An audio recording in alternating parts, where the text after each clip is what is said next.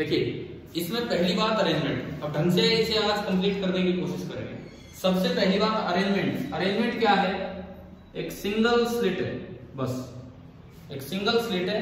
ये स्लिट का साइज है, मैंने माना कि स्लिट का जो साइज है कितना है? ए। ठीक है, मैं अलग से लिख देता हूं। कल भी ये लिया था कि साइज ऑफ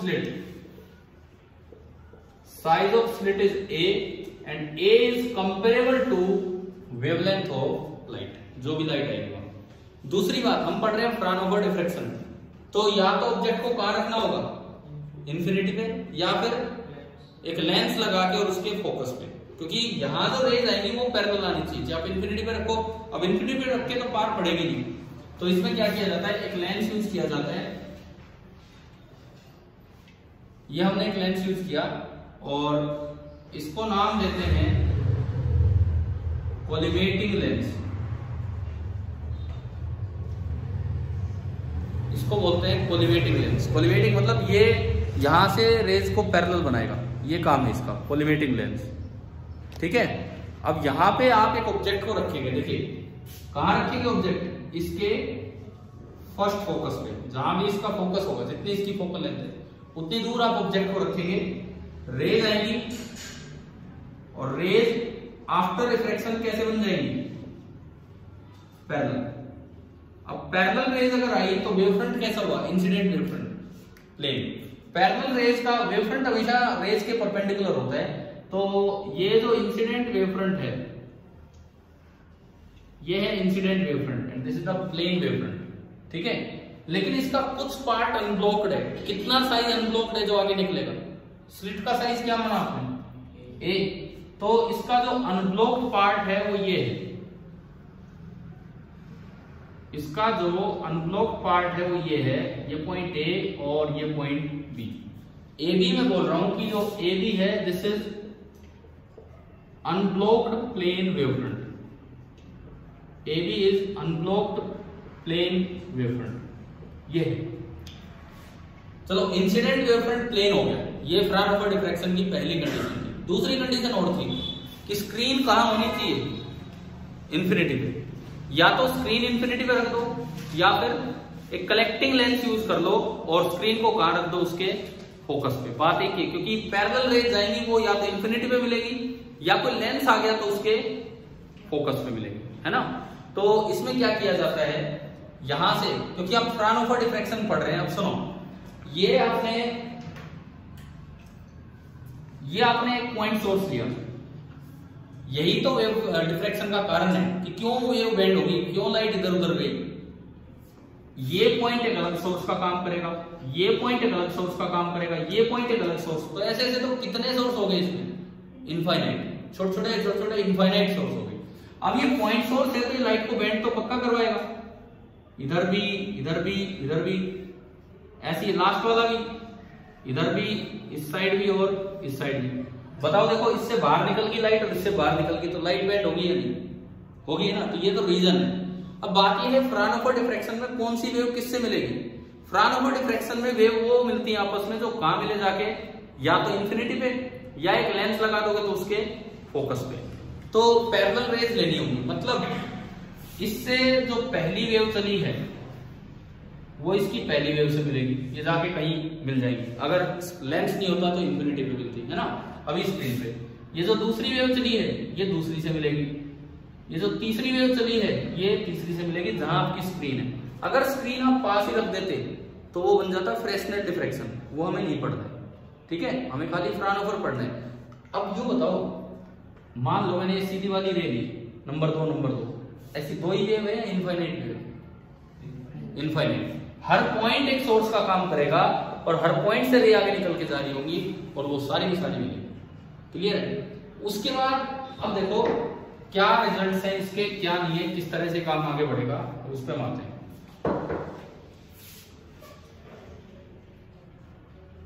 ये पॉइंट आपका है बी, ए बी हमने बोला अनब्लॉक्ड वेवफ्रंट। ठीक है, मैंने इन जनरल कोई भी वेव ली, पहली रे ये और एक आखिरी रे ये।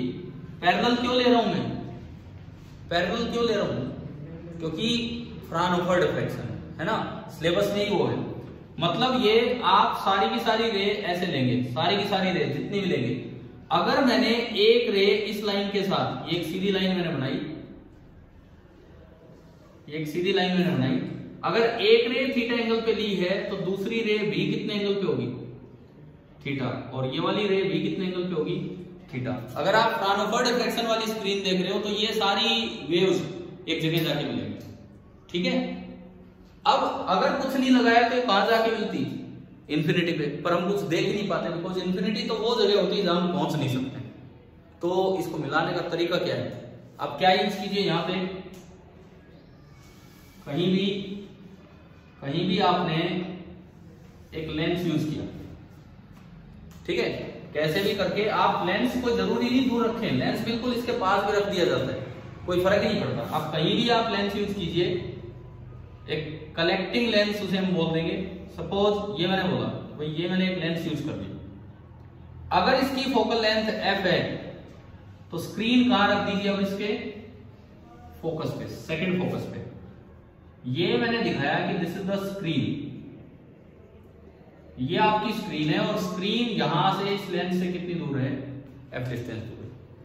अब ये जो रेज है जाके इंफिनिटी पे मिलती, पैरेलल रेज है तो कहां मिल जाएंगी, उसकी फोकल प्लेन पे जाके, ठीक है। फोकल प्लेन इसको बोल देते हैं, फोकस वाले प्लेन को, ठीक है। तो अब देखो कैसे भी ये जाके मिली हो, हमें उससे कोई मतलब नहीं, इसने रेज को कुछ कन्वर्ट करवाया होगा, इसने रेज को कुछ कन्वर्ट करवाया होगा, एंड सपोज ये रे यहां आके मिली। एक चीज जो मैंने पिछली क्लास में भी बोली थी, मैं दोबारा बोलता हूं, फ्राउनहोफर डिफ्रैक्शन में पैरेलल बीम के आगे जब आप लेंस लगाओगे, introduction of lens does not create any extra path difference among any two beam. बताया था ये, मतलब क्या कि ये बीम है और ये बीम है, पहली लाइट है और दूसरी लाइट है, अगर ये इंफिनिटी पे मिलती तो पाथ डिफरेंस कैसे निकालते हैं हम इनके बीच का, तरीका क्या होता है, सुनो। आप क्या कीजिए, बी से ए पे क्या डाल दीजिए, परपेंडिकुलर, यहां से बी से ए वाली लाइन पे आप एक परपेंडिकुलर डाल दो, ठीक है। अब जो पाथ डिफरेंस है ना, बस वो ये है, ये पहली वेव में इसको वेव नंबर 1 बोलता हूं और इसको वेव नंबर 2, और दुनिया भर की वेव्स है लेकिन मैंने ये दो वेव बोली 1 और 2। इन 1 और 2 के बीच का देखो, इससे आगे आगे जितना वो चलेगी इंफिनिटी तक उतना ही ये चलेगी। लेंस को भूल जाओ थोड़ी देर के लिए, तो मैंने एक परपेंडिकुलर डाल दिया, अब इससे आगे आगे जितना इंफिनिटी तक इसको चलना उतना ही उसको चलना है, थोड़ा एक्स्ट्रा ऊपर वाले चल जाएगी, कितनी चलिए ये वाला, समझ गए हो, यानी कि इससे आगे आगे की लंबाई दोनों की क्या है, बिल्कुल सेम है। और बाई ज्योमेट्री अगर ये थीटा, ये 90 माइनस थीटा, तो ये भी कितना, ये थीटा, ये 90 माइनस थीटा, तो ये भी थीटा। अब ये ए है तो थीटा वाली साइड तो ए कोस थीटा, और सामने वाली साइड क्या होगी, ये तो सभी को पता है, ए साइन थीटा। क्लियर है यहाँ तक। अब देखो 1 और 2 में जो पाथ डिफरेंस है, 1 और 2 में जो पाथ डिफरेंस है वो कितना है, ए साइन थीटा।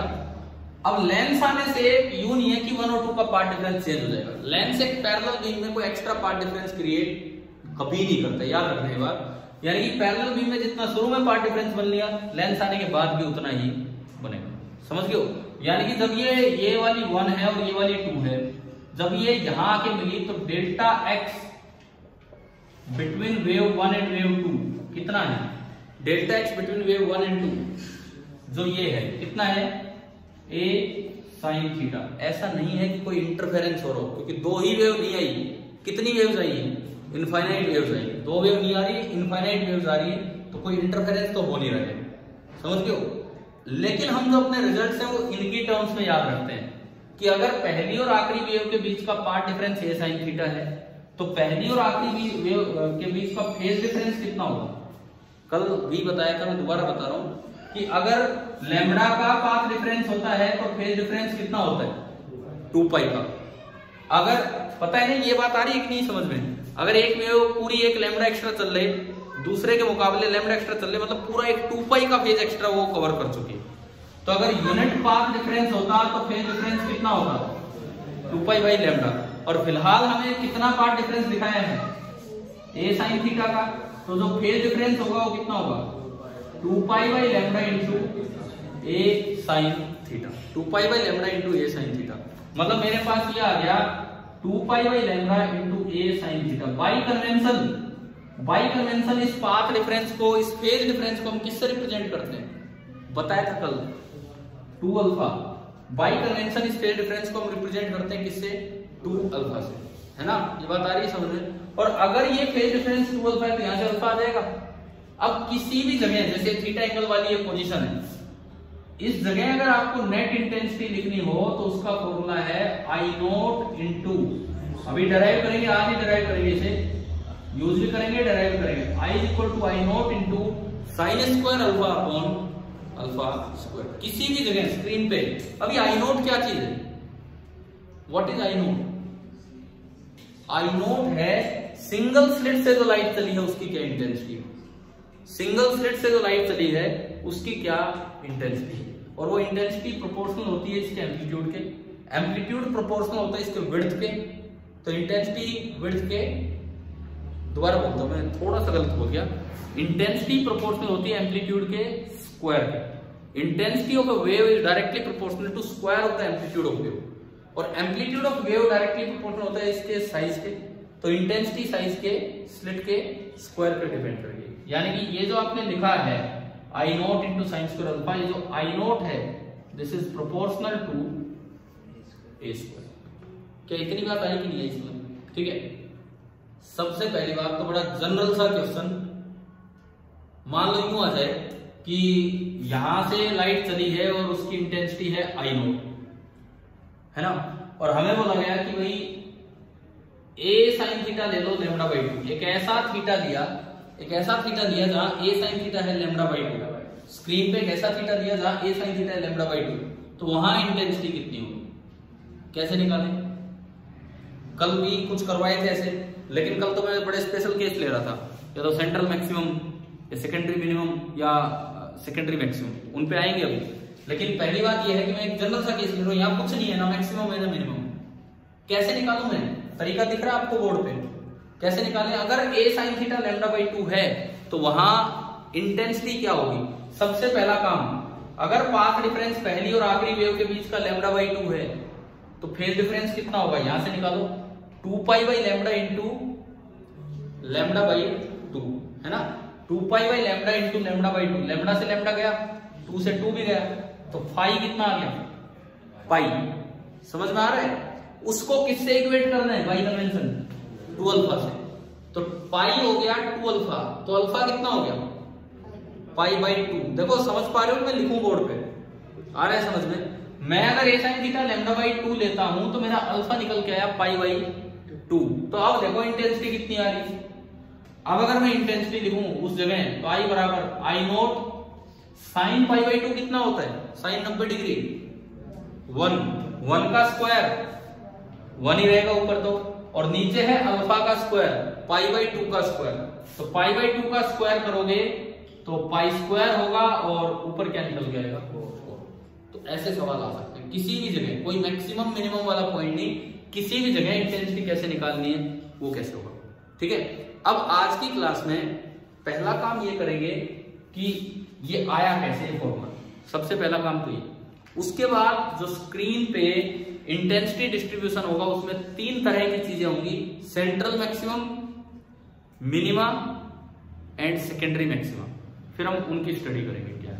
ठीक है, कुछ अगर नोट करना हो तो कर सकते हैं। 2 मिनट रुक रहा हूं, वैसे तो मैंने ऑलमोस्ट कल करवाया था, ये एग्जांपल ये वाला आप ऐड कर सकते हैं, आप कर दो, है ना।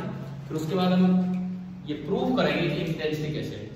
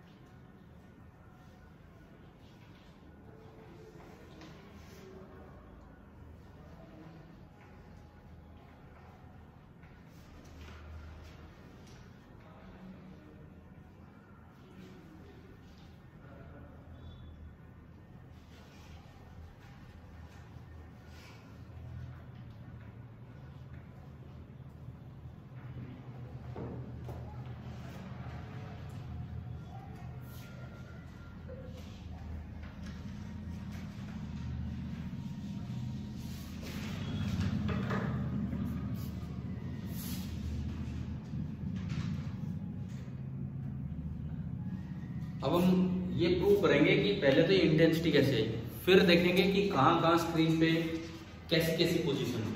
ठीक है, जो बच्चे कल भी थे आज भी है, शायद मुझे लगता है कि उन्हें अब तो ये फॉर्मूला यूज करना आ ही गया होगा, क्योंकि कुछ काम रिपीट भी हुआ है कैसे कर रहे हैं ना। कल अलग अलग वैल्यूज ली थी मैंने, एक बार ये लैम्डा लिया था, एक बार 3 λ/2 लिया था, एक बार 0 लिया था, है ना, वो भी आएंगे पॉइंट्स दोबारा। तो अगला काम है कि ये प्रूफ, इस फॉर्मूले का प्रूफ कि इंटेंसिटी कैसे होगा। देखो डिफ्रैक्शन का फॉर्मूला YDSC का फॉर्मूला अगर आप लोगों ने इंटरफेरेंस पहले पढ़ा हुआ है, उसमें 2 स्लिट होती है, एक आई नोट इंटेंसिटी ऊपर से चली, एक आई नोट नीचे से, और उन दोनों के बीच का जो फेज डिफरेंस है वो फेज डिफरेंस हम फाई से रिप्रेजेंट करते हैं। वहां कोई अल्फा अल्फा पे जाने की जरूरत नहीं होती है, अगर जाते भी हो तो कोई फर्क नहीं पड़ता, बिकॉज उसमें फॉर्मूला होता है I बराबर 4I0 into cos square of alpha. वो अल्फा क्या आ गया भाई, इस फाई को हम 2 अल्फा बोलते हैं, तो अल्फा क्या होगा 5/2। तो वहां ऐसे याद किया होगा कोस स्क्वायर ऑफ 5/2, वहां अल्फा बोलते नहीं, इंट्रोड्यूस नहीं करते, तो इस तरह से हम याद कर लेते हैं। ठीक है, लेकिन अगर बच्चों से ये पूछ लिया जाए ना सिंगल स्लिट डिफ्रैक्शन पे इंटेंसिटी कैसे होगा, तो अक्सर उनके पास जवाब नहीं होता कैसे निकालते हैं। डबल स्लिट का फॉर्मूला याद रखते हैं, I = 4I0 sin। आपको याद था डबल स्लिट का फॉर्मूला? क्यों डबल स्लिट का भी याद नहीं था? डबल स्लिट का फॉर्मूला याद था 4I0 cos स्क्वायर 5/2 था ना। ये किसी ने अगर इंटरफेरेंस पढ़ा है तो वो तो पक्का याद होना ही होना चाहिए, लेकिन डिफ्रैक्शन पढ़ने के बाद भी आधी बार ये फॉर्मूला मिस कर जाते हैं कि कैसे इंटेंसिटी निकालते हैं। क्या ये बात समझ में आ रही है? अब इसको डिराइव करते हैं कि ये हुआ कैसे, आया कैसे। चले भी बेटा तू इसको।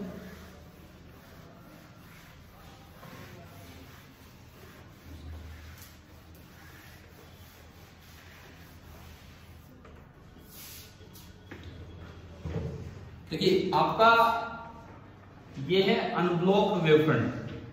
मैं पूरा अरेंजमेंट नहीं बना रहा, बस मैं इस तरह से चल रहा हूं कि भाई ये आपका है अनब्लॉक्ड वेवफ्रंट, जिसको हम नाम देके चल रहे थे AB, और जिसका पूरा साइज क्या था A।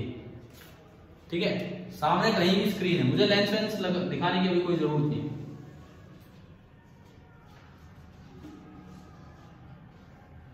ये स्क्रीन है, इसको मैंने माना ओरिजिन, इसको मैंने मान लिया ओरिजिन, और इसको सपोज कीजिए मैं कहता हूं जेड एक्सिस। एक ओरिजिन है, एक जेड एक्सिस है। ठीक है, अगर स्क्रीन पे डिफ्रैक्शन हो रहा है तो एक सोर्स की वजह से वेव गई है, 2 की वजह से गई है, इनफाइनाइट की वजह से गई है, इनफाइनाइट की वजह से। तो आप पहले सोर्स पे चलो, ये दूरी मैं कुछ भी मान लेता हूं, सपोज ये दूरी x0 है, वैसे तो x0 टेंड्स टू इंफिनिटी होगा, फ्राउनहोफर डिफ्रैक्शन है। ठीक है ना, मैंने फिर भी x0 बोल दिया, और मैं एक पोजीशन ले रहा हूं, एक कोई भी पोजीशन जो यहां से r डिस्टेंस दूर है और सपोज थीटा एंगल पे है। मैंने एक जनरल पोजीशन ली, r डिस्टेंस दूर है और थीटा एंगल पे। ठीक है, अगर आप ये हाइट कहना चाहें, ये हाइट में बोल सकता हूं z0, रैंडमली बोल रहा हूं मैं, इससे कोई फर्क नहीं पड़ रहा, ये z0। अब देखो मुझे वेव्स पहुंचानी होगी, इनफाइनाइट वेव्स पहुंचानी होगी, तो मैंने क्या किया, यहां से मैं जेड हाइट ऊपर गया।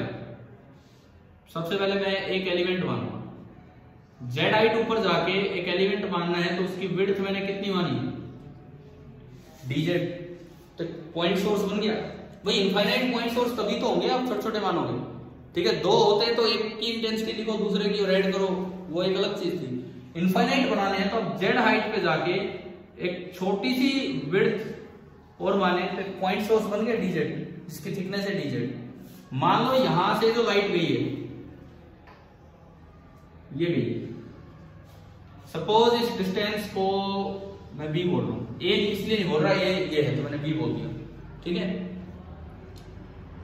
अब यूं बताओ, ये जो लाइट गई है, यहां जो लाइट पहुंची है, इसकी इक्वेशन में कैसे लिखूं? क्या आपको पता है कि लाइट एक ईएम वेव, जानते हो ना आप सभी की लाइट एक ईएम वेव। एक इलेक्ट्रोमैग्नेटिक वेव में कैसे इक्वेशन लिखी जाती है? लाइट के इफेक्ट के लिए इलेक्ट्रिक फील्ड रिस्पॉन्सिबल होता है कि मैग्नेटिक फील्ड? ऑप्टिकल इफेक्ट के लिए एक ईएम वेव होती है, उसमें दोनों फील्ड होते हैं, इलेक्ट्रिक फील्ड भी होता है और मैग्नेटिक फील्ड भी। जो हमें नजर आती है कोई चीज, हमारे रोड्स पे जो असर होता है आंखों में, ऑप्टिकल इफेक्ट जो होता है वो इलेक्ट्रिक फील्ड की वजह से होता है, मैग्नेटिक फील्ड की वजह से? नहीं पता, इलेक्ट्रिक फील्ड की वजह से। लाइट में इलेक्ट्रिक फील्ड है, उसकी वजह से चीजें हमें नजर आती है। ठीक है, मतलब मैंने माना कि भाई इसकी वजह से यहाँ जो लाइट आ रही है, लेट उसकी मैं इक्वेशन लिख रहा हूं, y represents electric field. y बराबर कैसे लिखते हैं वेव की इक्वेशन? y बराबर amplitude into sine of omega T minus kx। पढ़ा है ये? पढ़ा है ना? ये वेव की एक जनरल इक्वेशन होती है। नहीं पढ़ा तो कोई बात नहीं, मैं बताता हूँ अभी। y इज इक्वल टू, सबसे पहले लिखो एम्पलीट्यूड। अब बताओ इसकी लाइट का एम्पलीट्यूड मैं कैसे लिखूं? एम्पलीट्यूड डायरेक्टली प्रोपोर्शनल होता है विड्थ के। इसकी विड्थ कितनी है? इस सोर्स की विड्थ dz, तो इसका जो एम्पलीट्यूड होगा मैं सम k टाइम्स dz बोल सकता हूं, where k is some constant. ठीक है, तो मैंने उसका एम्पलीट्यूड तो माना k इंटू dz, आया समझ में? इंटू साइन ऑफ, अब आगे क्या लिखा जाता है? Omega T minus kx। ये EM वेव चैप्टर में भी बताया जाता है, +1 में वेव्स में भी बताया जाता है, ओमेगा टी माइनस kx। ठीक है, अब वो k दोबारा आ रहा है और एक k यहां आ रहा है, तो उससे बचने का तरीका ये होता है, देखो जनरल इक्वेशन तो होती है ओमेगा टी माइनस kx ये, लेकिन एक और भी फॉर्म है, k को दो बार बदलाओ, एक k इसमें एक k इसमें। आप ओमेगा को तो लिख सकते हैं, ये भी एक फॉर्म है 2 pi by capital T, and आप k को लिख सकते हैं 2 पाई बाई लैम्डा, ताकि आप k के चक्कर में ना पड़े। हमने टाइम पीरियड और वेवलेंथ की टर्म्स में वेव की इक्वेशन लिखी। अभी ये नोट मत करना, मैं इसको ठीक करके लिखूंगा क्या है क्या नहीं। अब देखो ये जो वेव चल के गई x नहीं, कितना चल के गई है? b, तो मैंने 2 पाई तो कॉमन ले लिया, 2 पाई तो कॉमन ले लिया, t बाई टी बचा माइनस b बाई लैम्डा।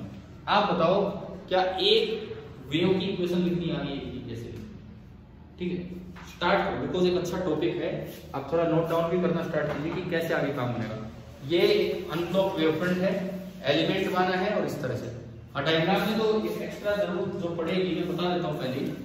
यहाँ से ना एक परपेंडिकुलर डालना पड़ेगा, यहाँ से एक परपेंडिकुलर डालना पड़ेगा, तो बस उसकी जगह रखना है इस तरह से। अभी देखेंगे क्यों डालना पड़ेगा, एक बार बना लीजिए।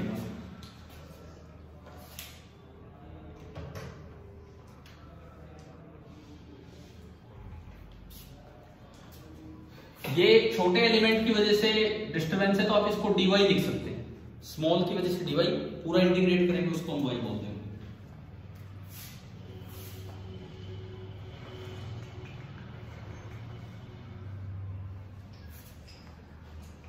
ये पॉइंट मैंने P लिया, equation of wave eight point P इस एलिमेंट की वजह से, जो आपने एलिमेंट माना है उसकी वजह से ये है।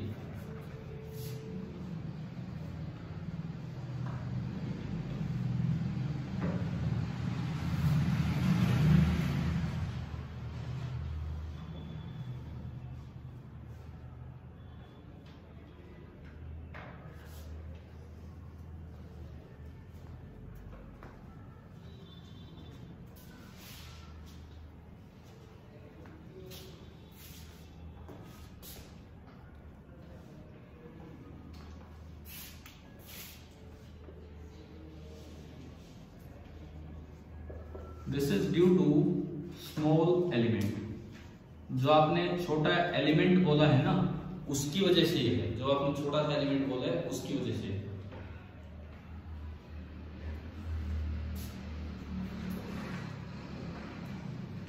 अब पूरा देखो, आप इसको इलेक्ट्रिक फील्ड भी बोल सकते हो, डिस्टर्बेंस और कुछ नहीं होता, आप इसको इलेक्ट्रिक फील्ड भी बोल सकते हो। ठीक है,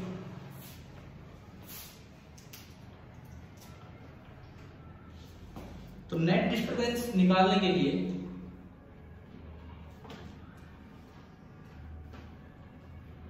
सबसे पहले मैं ना ये जो वेरिएबल है b, पहले मैं आपको समझाऊंगा, आप नोट कर चुके हैं? ठीक है, अब समझो, मुझे अगर नेट डिस्टर्बेंस मतलब जो वेव पूरी बनेगी एट पॉइंट P,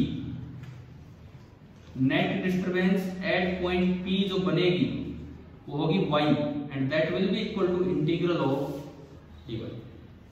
ठीक है, अब ये मैं कैसे करूँ? आप हो सके तो लिखते रहो साथ साथ। ये मैं कैसे करूं, उस पर देखेंगे कि कौन सी टर्म वेरिएबल है, कौन सी कांस्टेंट है, इस तरीके से।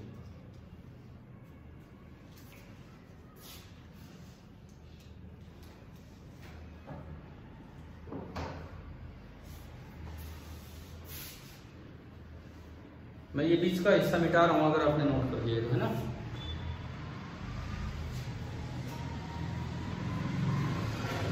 अब जो मुझे नेट डिस्टर्बेंस चाहिए y, इंटीग्रल dy, क्या क्या कांस्टेंट क्या है इसमें से।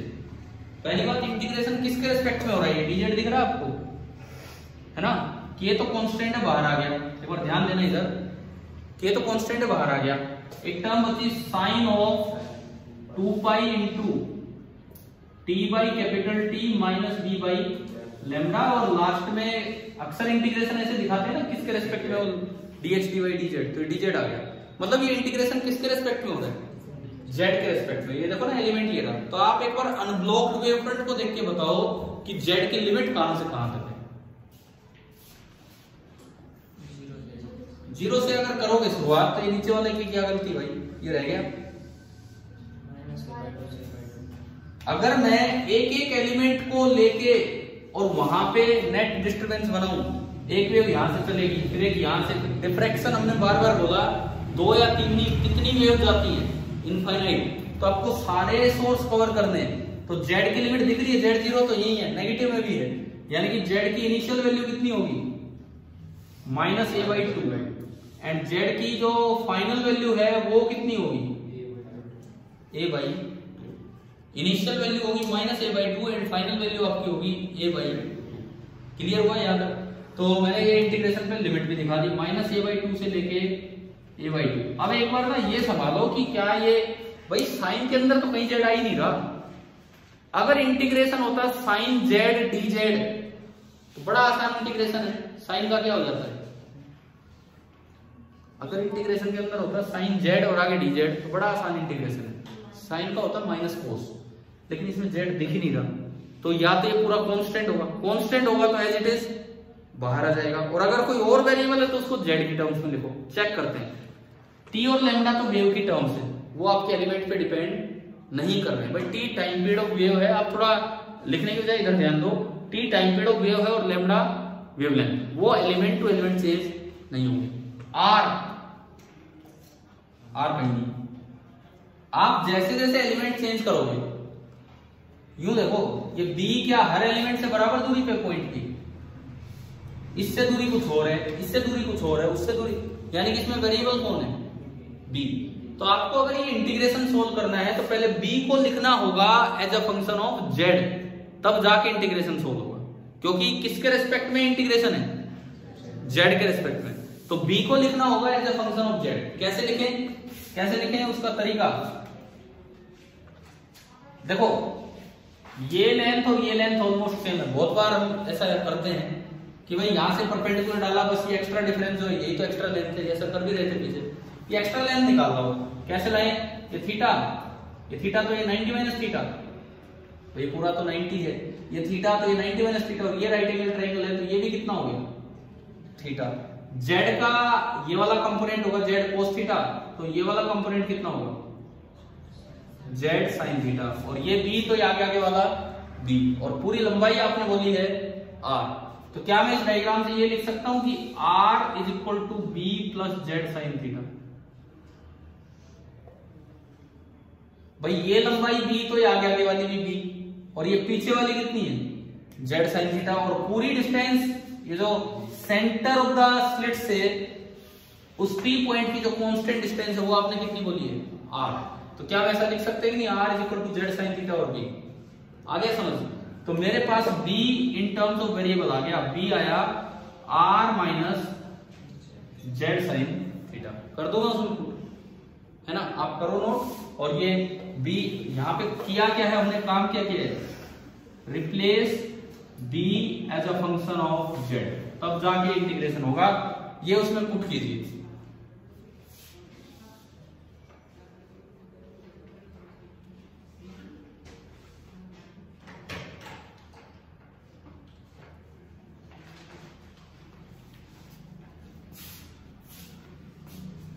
तो अगर मैं इसमें पुट करूं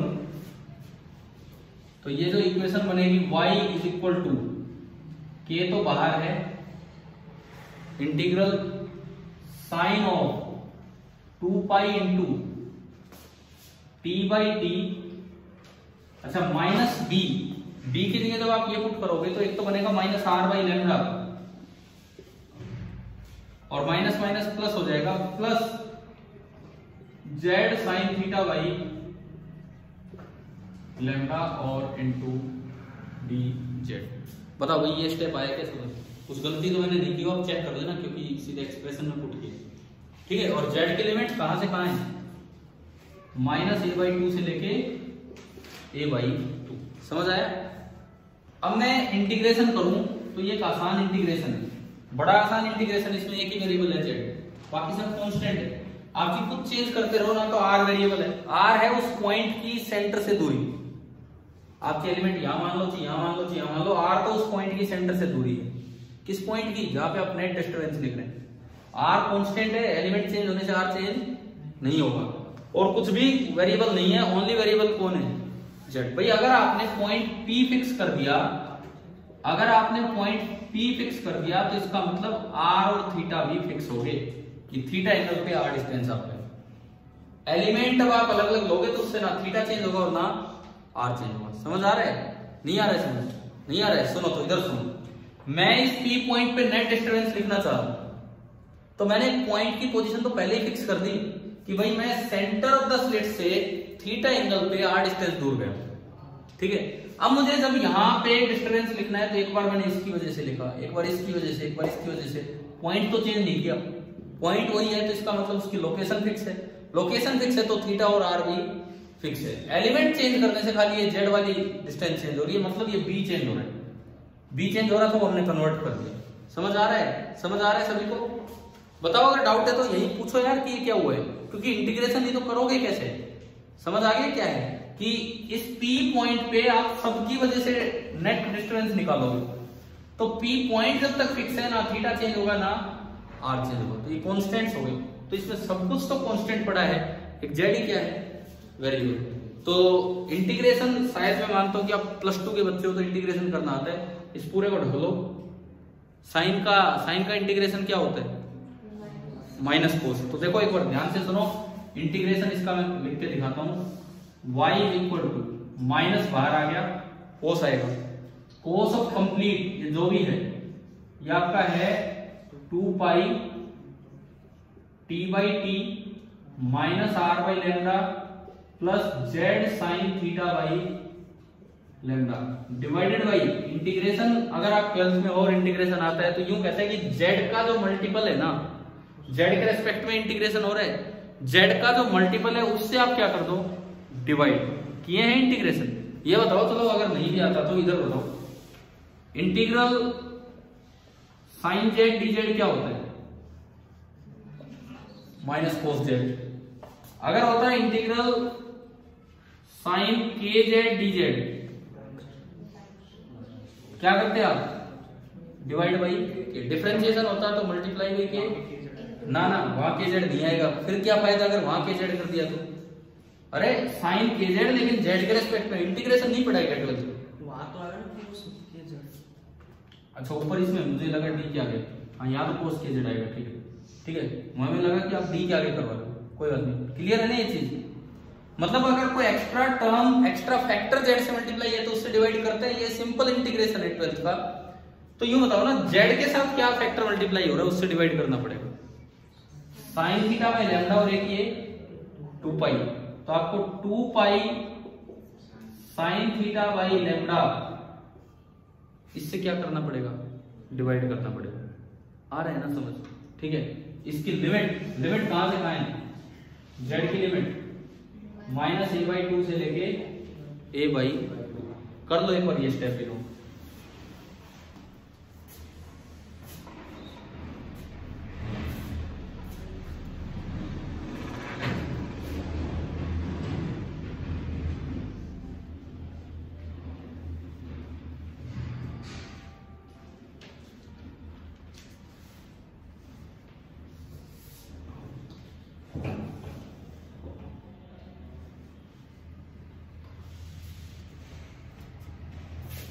अब ये बताओ ये क्या था, अगर आपको याद आ जाए तो क्या बोला था हमने इसको?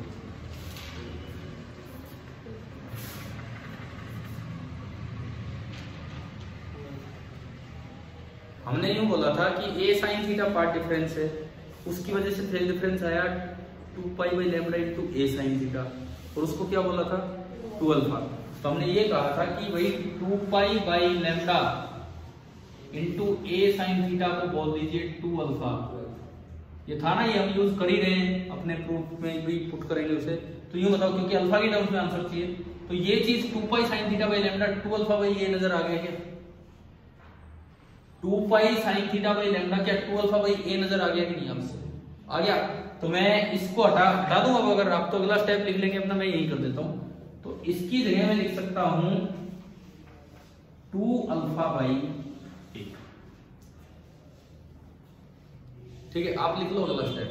पिछला स्टेप अगर आपने लिखा तो अगला स्टेप आप बना लो, कैसे ये इसके साथ लिख सकते हो। और ये आपका बना 2 अल्फा बाई ए।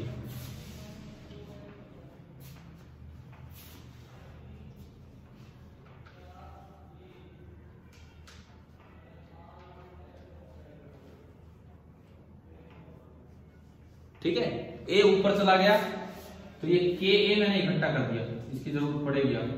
ए ऊपर चला गया तो ये बन गया minus K A into this. अब मैं लिमिट्स पुट करूंगा और कुछ नहीं है, मुझे लिमिट पुट करनी है। मैं इसको हटाता हूं, थोड़ी जगह बना रहा हूं यहाँ पे।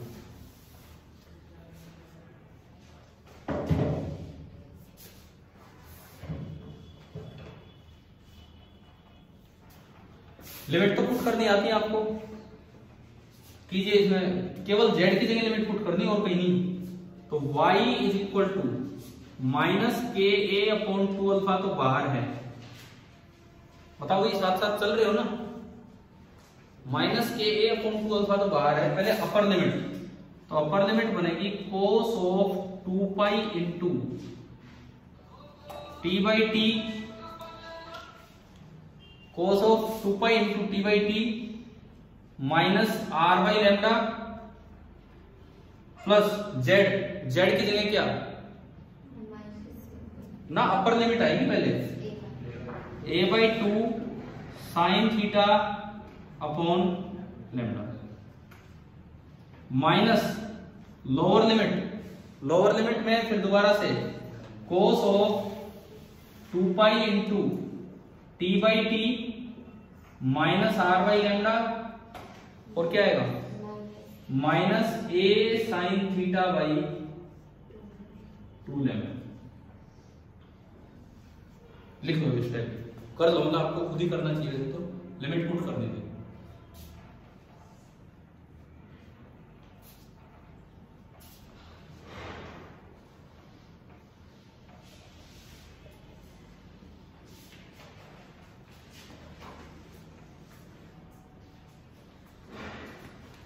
अब मैथ्स में एक फॉर्मूला आता है cos c minus cos d। क्या होता है बताओ, जो नॉन मेडिकल के बच्चे को बोलिए।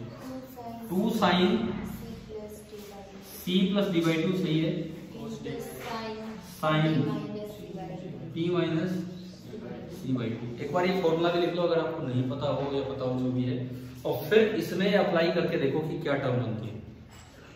एक पूरे को c बोल लो, एक पूरे को d बोल लो, और इसमें अप्लाई करके देखो कि क्या बनेगा।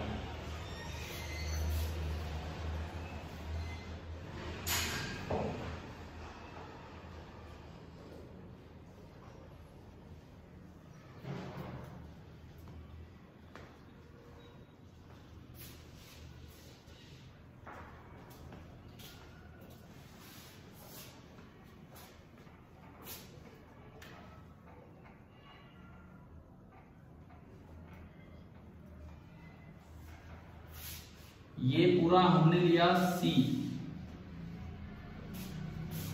और ये पूरा हमने लिया D। एक C है और एक D है। C प्लस डी बाई 2 कितना होगा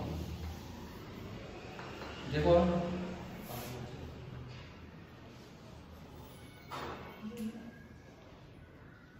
भाई जब C प्लस डी बाई 2 करोगे तो ये से कटेगा। देखो इस तरह से तो सोचना है, ये पूरा C है वो पूरा D है। जब C प्लस डी बाई 2 करोगे तो क्या ये पूरी टर्म इससे कैंसिल हो रही है कि नहीं? और ये डबल होके फिर डिवाइड बाई 2 फिर से हो जाएगा, यानी कि जो एक टर्म आएगी, एक टर्म जो आएगी पहली इसकी जगह वो तो आनी है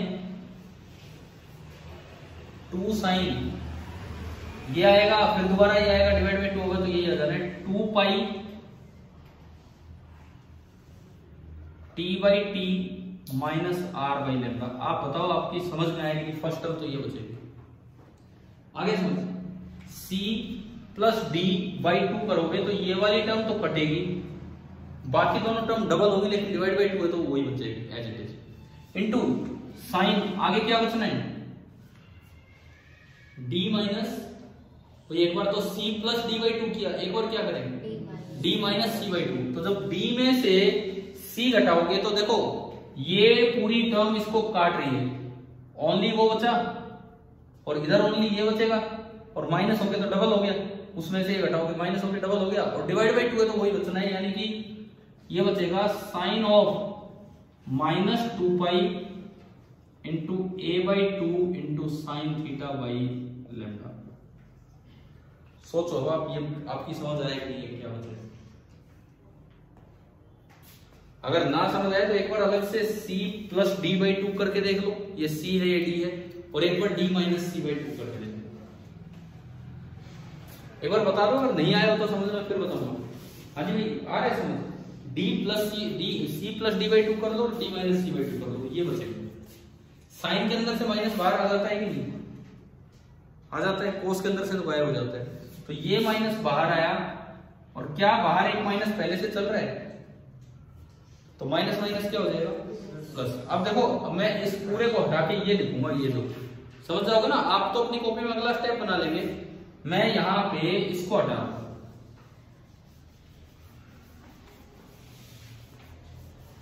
सी और डी वाली टर्म को, और इनकी जगह आया माइनस माइनस बाहर का हो गया plus 2 sine of 2 pi into T by T minus R by lambda into sine of, ये बताओ ये क्या है, क्या इसमें कोई अल्फा अल्फा दिख रहा है आपको? ये देखो ना ऊपर देखो, आप ऊपर देखो 2 पाई ए साइन थीटा बाई लैम्डा की जगह तो मैं 2 अल्फा लिख सकता हूं, और डिवाइडेड बाई 2 और है, क्या बचेगा अल्फा, तो ये केवल बचा आपका साइन अल्फा। आ गया समझ, इस 2 से ये 2 भी गए। अब फाइनल एक्सप्रेशन आ रहा है y का, फाइनल एक्सप्रेशन ऑफ y निकल के आ रहा है, मैं यहां लिख दूंगा फाइनल एक्सप्रेशन ऑफ y आया। देखो ये साइन वाली टर्म अलग करो और बाकी एक साइड के ए एक साइन अल्फा है डिवाइडेड बाई अल्फा, के A sine alpha upon alpha, समझ आया। इसके अलावा क्या बचा भाई मेरे लिए ये काम की चीज है, इसके अलावा तो एक वो जनरल टर्म बच रही है sine of 2 pi into T by T minus R by lambda. ये आ गई रिजल्टेंट वेव की equation at point P, resultant wave equation आ गई एट पॉइंट पी। आपको अगर वेव की इक्वेशन पता हो तो इंटेंसिटी कैसे निकालते हैं, आज भी मैंने बताया था, एम्पलीट्यूड का स्क्वायर। जो इंटेंसिटी होती है आप डायरेक्ट एम्पलीट्यूड के स्क्वायर को क्या बोल सकते हैं, इंटेंसिटी बोल सकते हैं। इसका एम्पलीट्यूड कितना है ये दिख रहा है भाई, आगे तो साइन टाइम वाली टर्म में वो अलग है, तो इसका एम्पलीट्यूड नजर आ गया आपको। यानी कि इस वेव की जो इंटेंसिटी होगी यहाँ पे वो आप लिख सकते हैं K A sine alpha upon alpha का whole square. Intensity is directly given by the square of the amplitude. Clear है, समझ आया ये क्या कैसे आया। और ये देखो हमारा बस फॉर्मूला ही बनेगा, आप इस इंटेंसिटी को लिख सकते हो K square is a constant A square sine square alpha upon alpha square.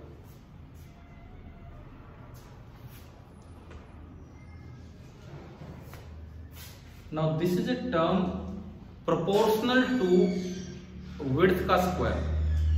मैंने शुरू में बताया था क्या है ये, मैंने कहा था कि एक ए साइज की कोई स्लिट है, वहां से वेव चलेगी, उसका एम्पलीट्यूड डायरेक्टली प्रोपोर्शनल होगा विड्थ के, और उसकी इंटेंसिटी डायरेक्टली प्रोपोर्शनल होगी एम्पलीट्यूड के स्क्वायर के, यानी कि विड्थ के स्क्वायर के। तो क्योंकि ये टर्म ए स्क्वायर के प्रोपोर्शनल है, तो मैं इसको डायरेक्टली बोल सकता हूं कि जो इंटेंसिटी चली वो है। समझ गए हो?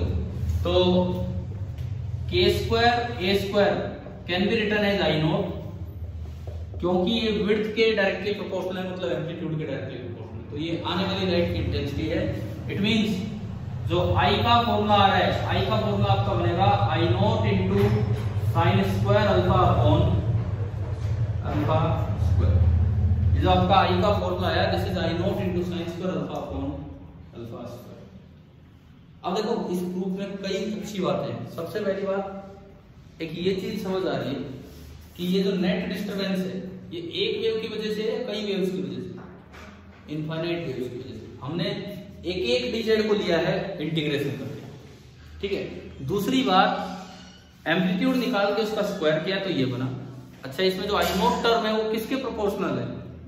Square of the single slit width, जो भी स्लिट की विड्थ है उसके प्रोपोर्शनल। तो आप बताओ क्या ये तरीका समझ आया कि क्या है?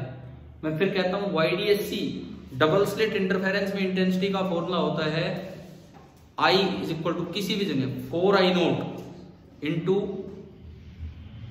Cos square alpha.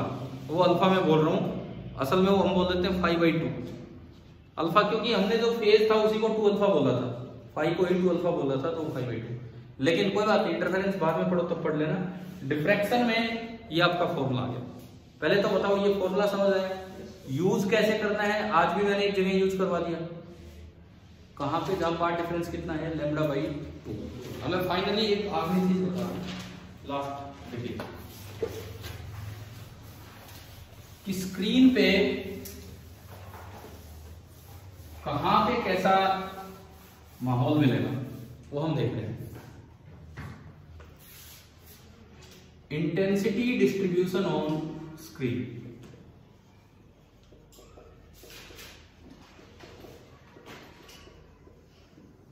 हो सकता है पिछली क्लास में वो बनाया भी हो, लेकिन फिर मैं बता रहा हूं इंटेंसिटी डिस्ट्रीब्यूशन ऑन स्क्रीन क्या मिलता है।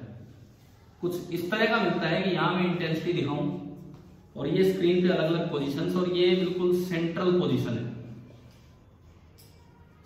तो बिल्कुल सेंटर पे तो जो इंटेंसिटी मिलती है वो कितनी मिलती है? I note. लेकिन दोनों साइडों में लाइट थोड़ी दूर तक फैल जाती है, जितनी स्लिट का साइज है उससे दूर तक फैल जाती है, इधर भी एंड इधर भी, दोनों साइडों में, ठीक है। मान लो मैं ये एक्सिस ले रहा हूं ए साइन थीटा। सपोज मैं एक्सिस ले रहा हूं, ए साइन थीटा क्या था? पहली और आखिरी वेव के बीच का डिफरेंस। तो जब ए साइन थीटा बिल्कुल 0 होता है तो वहां तो सेंट्रल मैक्सिमम होता है। जहां ए साइन थीटा लैम्डा होगा वहां पे आपको मिनिमम मिलेगा। ये कल की क्लास में लेंगे, जहां ए साइन थीटा लैम्डा होगा। अब देखो इंटरफेरेंस में उल्टा रिजल्ट था। इंटरफेरेंस में अगर पाथ डिफरेंस लैम्डा था तो क्या मिलता है? मैक्सिमम, अगर आपको याद हो। और डिफ्रैक्शन में लैम्डा होने पे मिनिमम, क्योंकि यहां बस यही दो वेव नहीं है, दुनिया भर की वेव है, आप तो केवल 2 वेव का देख रहे हो, ठीक है। उसके बाद अब जो अगला आएगा वो आएगा 3λ/2 पे। ये हम कल की क्लास में अपना फिर से कवर करेंगे, लेकिन आप घर जाके एक बार रिवाइज कर सकते हो, खुद मैं करवा चुका। यहाँ पे जो इंटेंसिटी है दैट इज नियरली कितनी आई थी आप कर सकते हो। ए साइन थीटा की जगह 3λ/2 रखो, उससे 2 अल्फा निकालो, उससे अल्फा निकालो, और उससे आई बराबर I naught sine square alpha upon alpha square कल करवाया था, है ना। और वो नियरली 22 आ जाता है। और उसके बाद जब आप आगे फिर से 2 लैम्डा पे जाएंगे, ए साइन थीटा बराबर 2 लैम्डा पे, तो फिर से ये नेट इंटेंसिटी कितनी हो जाएगी? 0। ऐसा ही इधर चलेगा, ठीक है। ये इंटेंसिटी डिस्ट्रीब्यूशन ऑन स्क्रीन होता है। इसको बोल देते हैं सेंट्रल मैक्सिमम, इसको बोल देते हैं मिनिमम, फर्स्ट ऑर्डर मिनिमम, और ये आपका है फर्स्ट ऑर्डर सेकेंडरी मैक्सिमम। ये आपका है फर्स्ट ऑर्डर सेकेंडरी मैक्सिमम। ऐसा ही डिस्ट्रीब्यूशन इस साइड भी चलेगा, इस तरह से। तो अभी जो आज आपने फॉर्मूला निकाला, आई किसी भी जगह I naught into sine square alpha upon alpha square. अगली क्लास में हम क्या काम करेंगे, इन तीनों की पोजीशंस के क्या फॉर्मूले होंगे वो देखेंगे इन terms of A sine theta, central maximum, minima and secondary maximum. एक बार तो इस फॉर्मूले से निकालेंगे, फिर उनका लॉजिकल एक्सप्लेनेशन देंगे, क्योंकि बोर्ड में ज्यादा चांस होते हैं कि लॉजिकल एक्सप्लेनेशन आपसे मांगा जाए इन चीजों का। कॉम्पिटिटिव एग्जाम्स में एक्सप्लेनेशन नहीं मांगेगा, उसमें ये फॉर्मूला काम आएगा। अच्छा, जैसे आज मैंने एक लास्ट बात इसमें बताता हूँ, आज एक पॉइंट बताया था कि अगर मैं लैम्डा बाई 2 दूं, ए साइन थीटा लैम्डा बाई 2, तो आप ग्राफ देख के बताओ, ना तो यहाँ पे सेंट्रल मैक्सिमम है और ना यहाँ पे मिनिमम है, तो यहाँ कुछ भी अलग से इंटेंसिटी मिलेगी। बताना आज कैलकुलेट की थी, कितनी आई थी, स्टार्टिंग में ही किया था 4I0 बाई पाई स्क्वायर, यानी कि this is I0 upon pi square by 4। Pi square मैंने कहा था नियरली 10 होता है, और 10 बाई 4 कितना होता है, 10 बाई 4। आई स्क्वायर देखो 4I0 अपॉन पाई स्क्वायर है, पाई स्क्वायर को आप 10 लिख लो, 10 बाई 4 कितना होता है, 4 को नीचे ले गए 2.5, तो यहाँ पे जो इंटेंसिटी है वो नियरली कितनी होगी, I0 अपॉन 2.5। लेकिन यहाँ आते आते तो इंटेंसिटी बिल्कुल ही I0 बाई 22 होगी उस पर, ठीक है। अच्छा, ये मैक्सिमम नहीं है, कभी सोचो कि यहाँ भी I0 बाई 22 है तो इसको मैक्सिमम बोलूं, ये नहीं है मैक्सिमम, लेकिन यहाँ मैक्सिमम है क्योंकि इसके अगल बगल दोनों साइड इंटेंसिटी इससे कम है। तो अब बताओ, कुछ सिंगल स्लिट डिफ्रैक्शन समझ आने लगा है, क्या करना है, आ रहा है ना। अगली क्लास में कंटिन्यू होगा, प्रूफ हो गया है। अगली क्लास में इन तीनों के रिजल्ट्स क्या है एग्जैक्टली और उनका लॉजिकल एक्सप्लेनेशन क्या है, ठीक है। डिफ्रैक्शन बहुत बड़ा भी चैप्टर नहीं है, लेकिन कुछ लिमिटेड से टॉपिक है और आप अच्छे से करते चलो, ठीक है। आगे कल